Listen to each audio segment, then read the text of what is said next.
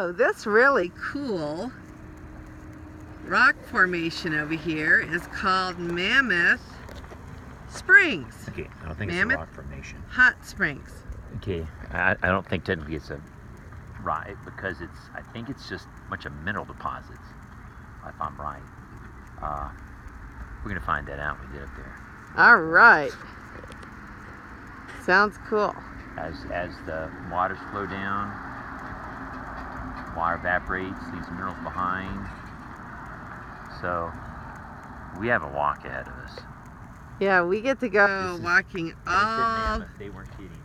all the way up there. So we'll catch in with you later. So we were just walking along, and look who is just sitting in the grass by this little building in the grass, enjoying the show. These deer see so many people that they're not afraid anymore. It's amazing that he sits there so calmly. Okay, I have been corrected. This is a 4-point bull elk. Thank you very much. Into the mountainous areas, and they're actually starting to, I want to say Michigan has a small herd of elk that has taken foothold. Oh, really? And they're actually contemplating a hunting season for them. They're actually, the herd has taken hold enough. Yeah. Okay, was elk, prior to the wolf, wolves back in Yellowstone, was the elk that they were having a population problem with? Yeah, they've always had a population problem with elk in the park, and if you really want to see elk in the greatest numbers, go to Jackson Hole, Wyoming in the wintertime, and they offer sleigh rides out into the herd. So a lot of the elk on the other side. Now, which way did you come? Did you come from the canyon there, or did you drop down off the pass up there? We came. The Crow tribe native finally made peace with the Crow, and he settled in Gardner. This is where he was at. He stood up, Brian.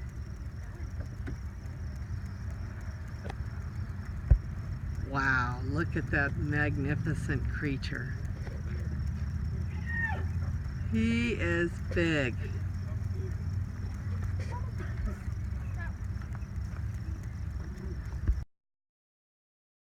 This gives us a little bit more information. We don't know. As you look at a lot of this, We're going somewhere near Denver, right? think cave formations. Right? Because like you've been to Mariana Caverns, you'll see formations just like this, okay? Flat little things where water pools that evaporates around it, okay? So that's what you're seeing. Everything up there, it's that same concept. That is so cool.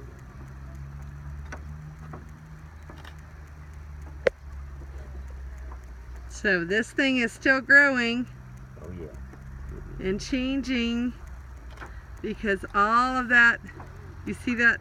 I don't know, let me see if you can get closer. You see how there is a mineral stream still flowing? I don't know if you can see it, but all of that is moving.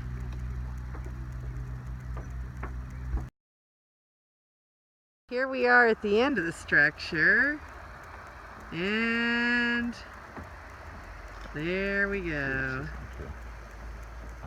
See how big it is? And we're gonna walk as far as they will let us walk around it and up towards the top of it. That is really cool. If it was a cave formation, you'd call it a flowstone. But it's not, so I'm not sure. Okay, tell them which one you're talking about. You see that series, the pretty color here. Then you see off the left, you see some white. It looks like ribbons. Okay, ribbons. okay, that's water that's overflowing, because each one of these was a pool. So water was overflowing the pool and coming down. As it overflowed, water evaporates and it leaves minerals behind. So it's the same thing that happens in caves, only this does it a lot faster because you've got a lot more water flow, a lot more airflow. And then over here is another one of those, hot spring cones? Yeah. That is really cool. So here's the explanation sheet here. And a good thing to see is like if the word thermophiles. What's thermo? Thermo is heat. Heat. So they're the organisms that they're part of what they call a group of things called extremophiles, which kind of sounds kind of corny, but it's really what they are. You see the water running down?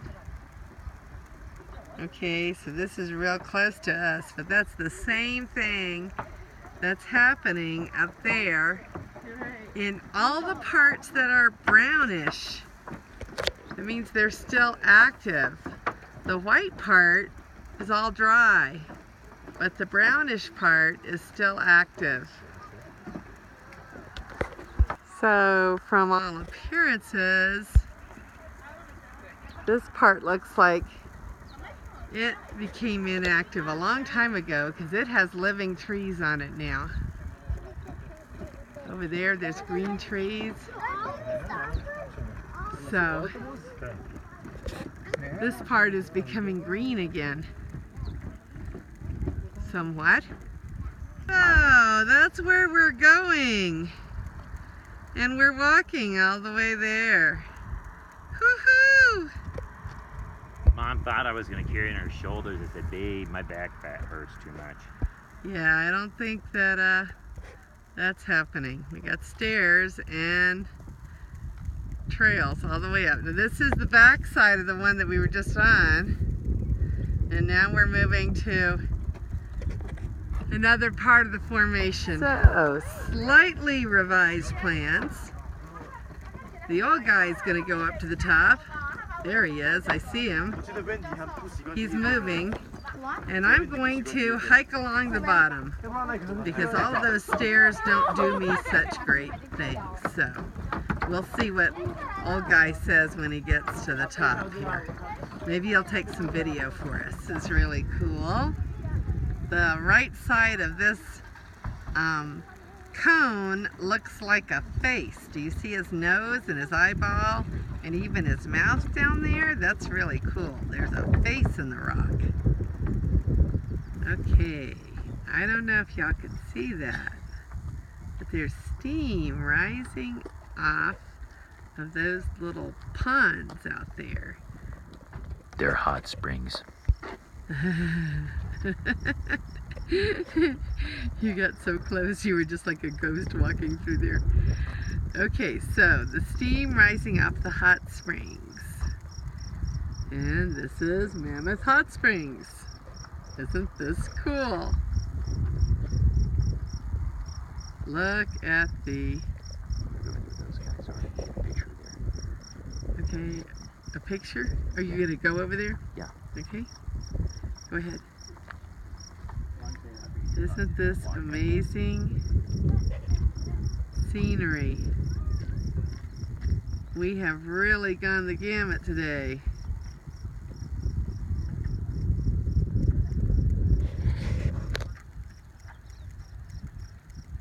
Such a beautiful view. God's handiwork.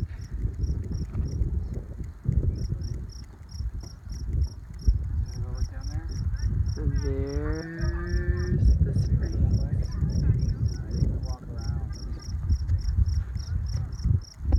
Oh, you're still there? Yeah. Okay, so here we walked up to the spring, and that is Canary Spring. And you see the steam rising off the spring. Isn't it beautiful? Look at that. Look at that view. And old guy is going to tell you why this beautiful spring steams. All right, old guy, you want to teach us? It's Why? hot. Now the question is, why is it hot? And so all of Yellowstone is what they call a caldera. Caldera is what used to be a massive, massive volcanic explosion. It can be a large collapsed cone or a collapsed magma chamber. So there's magma reasonably close to the surface. There's a hot spot underneath Yellowstone. Sort of like a hot spot underneath why it makes volcanoes in this case. Well, it made a massive volcano eons ago. So there, you've got the magma reasonably close to the surface. I can't remember how far it is. But that's what heats all the springs in the area. So the geysers down at down at Old Faithful, all that kind of stuff. All these springs, it's all water because the ground is a lot warmer. The deeper you go, it's going to get really, really warm. I mean, you do that anywhere. You dig deep enough, it gets warm. But here, due to the magma being closer, it's Hot. It's hot. And who are you? I'm old guy. Thank you, old guy, for educating us. Very welcome. Okay, if you look at this whole formation, think of someplace like if you've been to Mariana Caverns before. Okay, see here, look out, all little miniature pools. Okay, where the minerals build up to make little balls that evaporate around. Okay, on